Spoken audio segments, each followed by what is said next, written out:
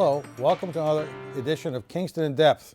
My name is Keith Hickey. I'm the Kingston Town Administrator, and with me today is our Superintendent of Streets, Trees, and Parks, Mr. Paul Basler. Thanks for joining me today, Paul. Appreciate it. Not a problem, sir. Thought we would come in today and have a conversation. Thought it was pretty timely with spring and summer soon coming. There'll be road work that'll be occurring through streets, trees, and parks. Wanted to give the public an update on what roads are planned to be worked on this summer, some of the improvements you'll see and the work that goes on to show you and give you a sense of what's happening in town. So with that, Kingston this year is going to be receiving about $415,000 in money from the state for work on municipal roads. We also are receiving an additional $231,000 from the Winter Recovery Assistance Program. So we've got about $650,000, give or take. Paul, what are you going to use most of that money for this summer? Thank you, Keith. This year here, we're going to start paving Ring Road, Pottingways Road, and Landing Road. And those three roads are going to cost the town about almost $750,000. Most of that will be used out of Chapter 90 money. For use of our Winter Recovery Assistance Program money, my plan is to use that money to grind up sections of Elm Street, Route 27, and Route 106 that were, they showed its age over the winter time with the potholes. So we'll grind them up in certain areas that are bad. We'll repave those areas. If there's extra funding after those three streets are done, we'll go to see some other main roads in town that need attention. Yeah, we're thankful that the state was generous enough to give out $10 million. I think it was $10 million or $100 million statewide. Kingston's share, that was $231,000 for the additional money that we can work on some of the local roads with, so we'll be doing that over the summer. We also have a complete street project that we've submitted to the state for consideration at a cost of just under $400,000. Maybe you can talk a little bit about what's going to be happening up at that intersection. Yeah, well, our new town planner, Valerie Masada, has been instrumental in getting this grant to the town. And between both of us, we're talking about trying to clean up the intersection of 27, 106, Main Street, Evergreen Street area. As you well know, those crosswalks in that area are non-existent, and there's a lot of heavy traffic in that area, so we'd like to make that more pedestrian friendly. And so using that Complete Streets program money will allow us to do that. If there are funding left over that, between the town planner and myself, we'll come up with some better areas in town that we can also use that funding. Excellent. So we are, I think the town of Kingston has gotten more aggressive in their requests for grant applications, things of that nature, than we have maybe in the recent past, to try to find some other solutions in trying to fix our roadways other than asking more money from the taxpayers. And this is a couple of examples of how we've done that.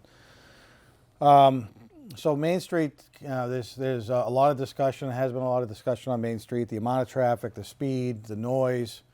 One of the things that we found, I think, in spending some time studying it is speed limits are really between 35 and 38 miles an hour, but a lion's share of the traffic.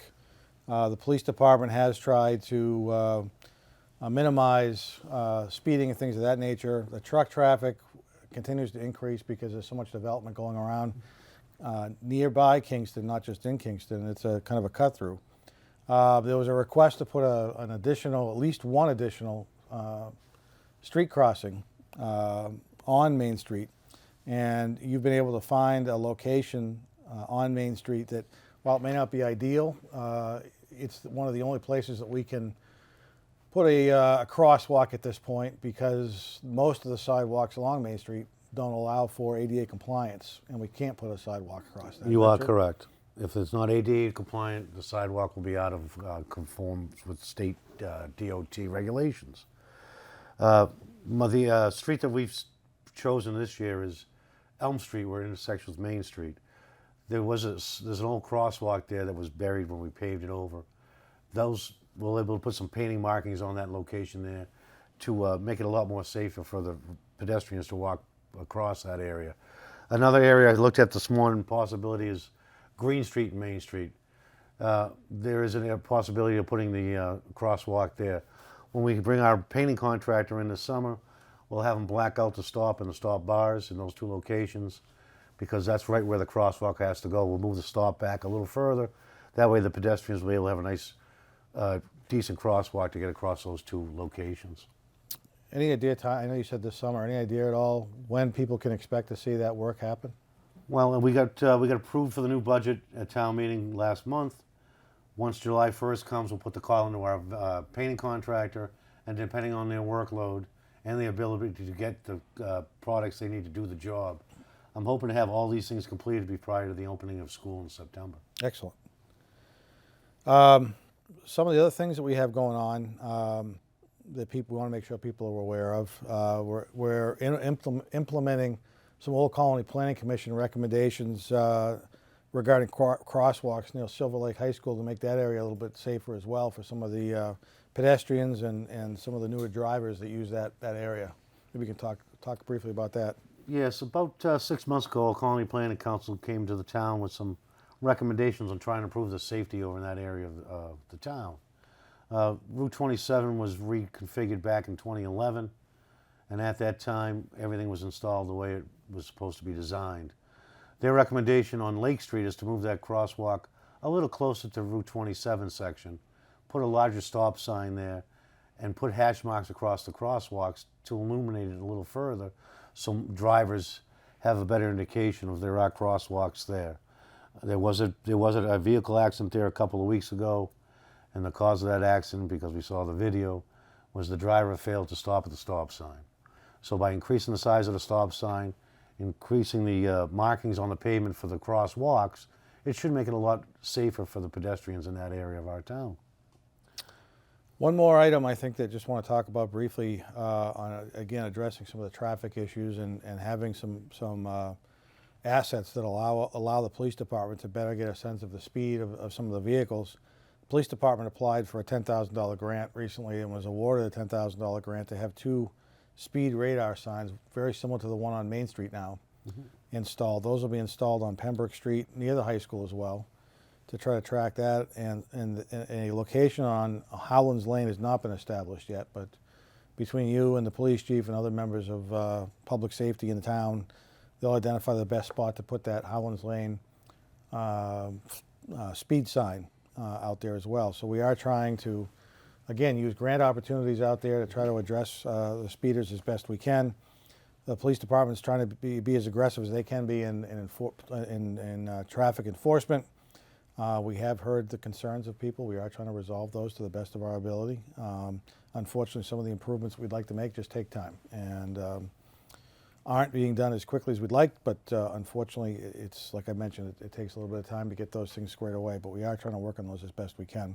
And the good thing about those speed signs that he's getting is they have the ability to record the actual speeds of the vehicles, so we can use that in future speed studies to indicate where the speeding is occurring and whether or not he needs to post more details up there for radar detection. It's another tool in the toolbox that we have to help alleviate some of the issues that residents are bringing forth. Yeah, you know, it was nice with the Main Street, some of the traffic studies on Main Street. We had an independent traffic study done by Old Colony Planning that showed the speed limits and what the average speeds were.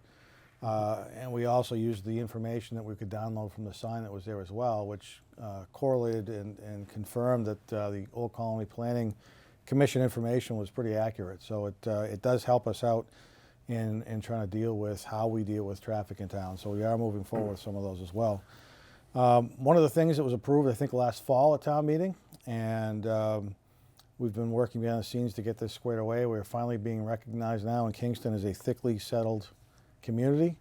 What that means is that areas in Kingston that have been identified as thickly settled or in the business area, we can reduce the speed limits a little bit. We have ordered signs for the installation of from streets, trees, and parks, or by streets, trees, and parks. We haven't got a delivery date on those signs yet, but they will be coming. Once we do, streets, trees, and parks will be installing those signs, about 27 of them throughout town on the roadways that where people enter Kingston, just to make them aware of that we are a thickly settled community, that there are reduced speeds in certain parts of town, and that people need to be aware of those. So Again, it was a proactive way for some of the residents of the community to get this thickly settled legislation approved. We're happy to have it done, and we can now get those signs installed and deal with that as well. Some of the other things that you're doing or will be doing this summer to just for maintenance type items on the roads and whatnot. What other things might people see you guys doing out there besides just paving those 3 or 4 roads? Well, the majority of our sweeping for the season's already been accomplished. I do believe the area out near Sacred Heart is the last area in town that we need to sweep. As soon as we're done sweeping, we switch over the broom from the trackless machine, and we put on the flail mower, and that goes out and starts mowing the roadsides to cut the grass and the high vegetation away from intersections along the sides of the roads. We will also be going, like we stated earlier, we're going to be painting the lines, crosswalks, stop bars throughout the town. We have some drainage structures in some areas of town that we'll have to repair. You'll see my guys or the highway department crew out there doing what we do. Trash pickup, I try to get at least one crew out there at least every other week to try to pick certain areas of town where there is more trash debris than others. But because it is the summertime, the employees are entitled to vacation, so we'll do that wrapped around their vacation schedule. We're assisting conservation, trying to keep the RVs and the ATVs out of conservation property down, especially Camp Nikon. Last fall, we had the bad windstorm. We had a lot of trees come down. We saved some of the long sections of those trees. We're going to be laying them around certain conservation areas to block the access to the conservation properties. I'm sure we'll be down Grays Beach assisting with fixing up that head wall that was destroyed during the storm last year. Plus, every other, we'll get calls for you name the gamut. Yep. This week here, we started selling new transfer station stickers at the highway department. Those sales are Monday through Friday from 7 to 3. If you go to our website, you'll notice that later in the month we'll have extended hours that includes both Saturdays, Sundays, and Monday nights. So we tell the residents, come down and get your stickers because July 1st is right around the corner. So you can go to the Streets, Trees, and Parks Department building behind the townhouse, like you mentioned, and in the next couple of weeks you'll start with, anytime the transfer station's open, on the weekends there'll be somebody at Streets, Trees, and Parks selling decals for people. You can't buy them at the transfer station. Please try to remember that. So you do need to go to Streets, Trees, and Parks to purchase those. Paul and his staff have tried really hard to make it as convenient for you as possible. Hopefully some point in the future we may be able to go to ordering them online. We're working towards that now with some other items that we have going on in town, and hopefully sometime in the near future, probably next year, we'll be doing some online permitting through the transfer station as well. Speaking of the transfer station, one thing that we haven't got finalized quite yet, but may impact the transfer station a little bit, just to give people a heads up. One of the sites you see in most parts of Kingston is the now defunct wind turbine that's on the old landfill in town. We've been working with the solar array company who's going to be starting to install a solar array on the old landfill sometime, I would guess, in June or early July. There hasn't been a date set yet, but I would guess sometime in June. That turbine will, if not be completely down, at least have started to be taken down, and the turbine will no longer be able to be seen as you travel through town, which we're awfully excited about. We've had a really good working relationship with Kearsarge Energy, who's the solar company. They're fronting the cost of that removal, and the town will pay back Kearsarge over a few year period of time through some of the revenues that we're generating from the solar array. So we won't be collecting as much revenue from the solar array as we once did. However, because we could take that turbine down, the solar array is going to be much larger than the one that was originally approved, which will net us out more money after incurring the expense of removing the turbine. So it really was kind of a win-win situation.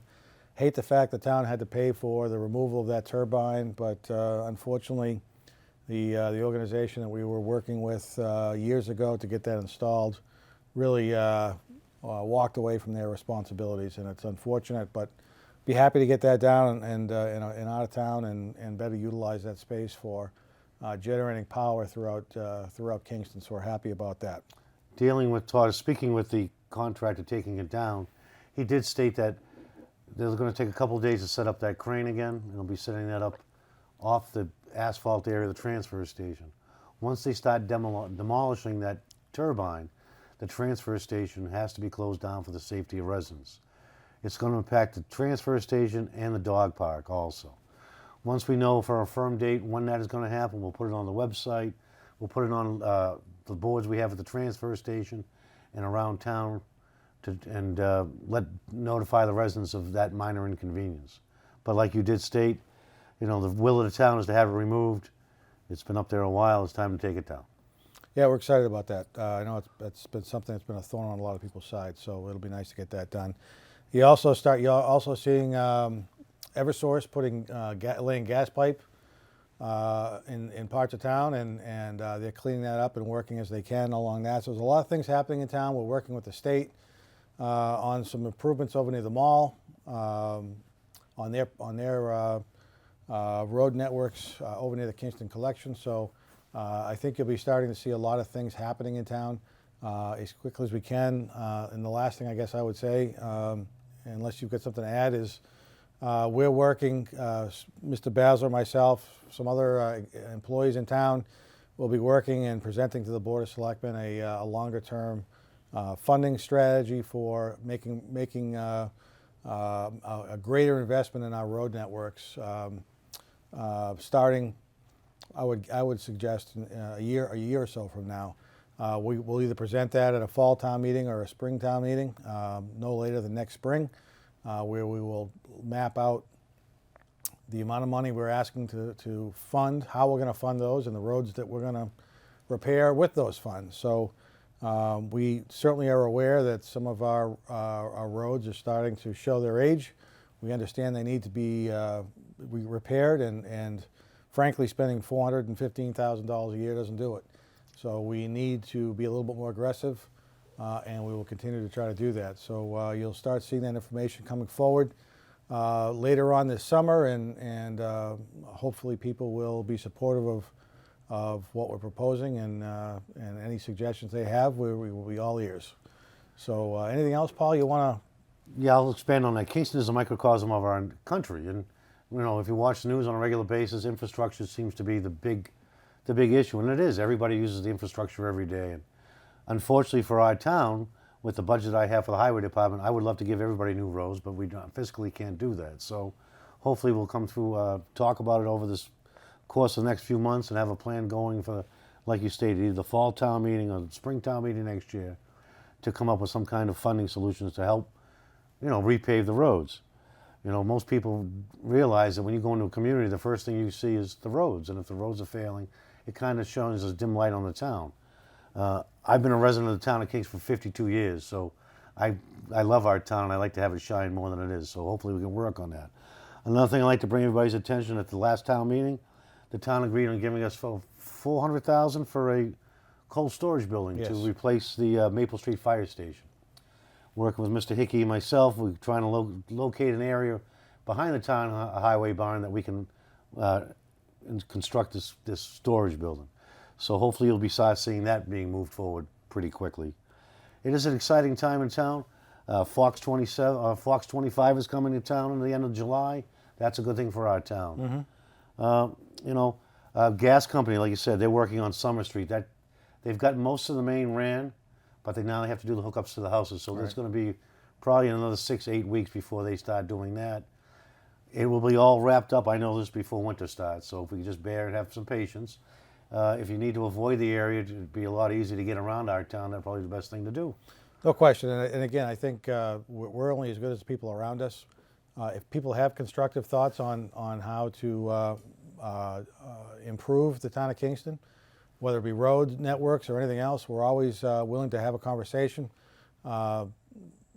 It's always nice to have them be civil, and I think we get a lot of things accomplished as a team here. So I want to thank Paul for coming in today. We hope that you noticed there's a lot of things happening in town. If you have any questions or comments after you've had a chance to watch this show, or on any topics that we've talked about, or anything outside of the show that we talked about, or have suggestions on topics for future shows, please let us know. We'd be happy to talk to you about it and try to address those to the best of our ability. So with that, I want to thank you very much for watching, and I hope you have a great day.